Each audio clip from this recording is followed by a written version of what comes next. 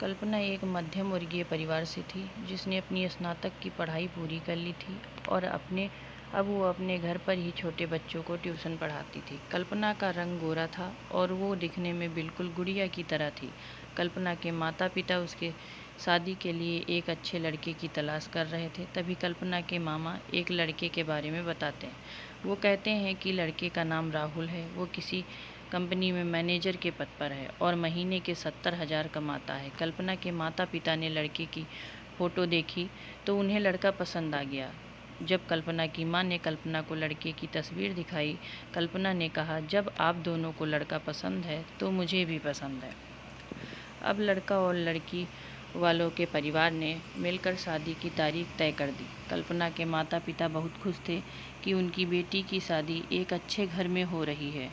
पूरे धूमधाम से कल्पना की शादी हो गई। अब कल्पना अपने बचपन के घर को छोड़कर एक नए घर चली गई।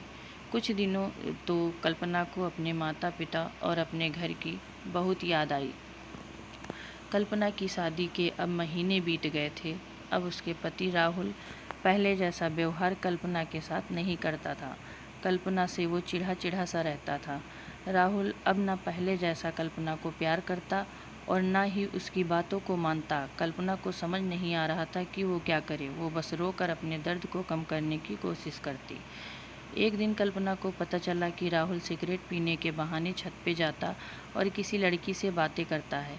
जब कल्पना ने राहुल से पूछा कि आप रोज़ाना छत पे जाकर किससे बातें करते हैं, तो इस पे राहुल ने जवाब दिया कि वो मेरे ऑफिस का फ्रेंड है, बस उसी से बातें करता हूँ और तुम अपने काम से मतलब रखो, ज़्यादा सीआईडी बनने की ज़रूरत नहीं है। और होली का दिन था। राहुल के कुछ दोस्त उसके घर आए थे। सभी ने घर पार्टी किया। उस दिन राहुल का एक दोस्त थोड़ा ज़्यादा ड्रिंक कर लिया था और उसने नशे में कल्पना के सामने जाकर कहा, भाभी आप इतनी प्यारी और मासूम हो, फिर भी राहुल भाई दिन भर उस घमंडी नेहा से बातें करते रहते हैं। लगता है आप राहुल भाई का ख्याल नहीं रखते।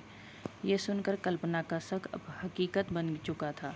अगली सुबह जब कल्पना ने राहुल से पूछा कि ये नेहा कौन है और क्या लगती हैं आपकी? राहुल, मैं तुम्हें क्यों बताऊं? देखो तुमसे पहले वो मेरे लाइफ में आई। कल्पना, तो फिर मुझसे शादी क्यों किया? राहुल, बस तुम अच्छी लगी इसलिए शादी कर लिया। कल्पना, अब तुम देखना उस कमीनी लड़की को कैसे सबक सिखाती हूँ।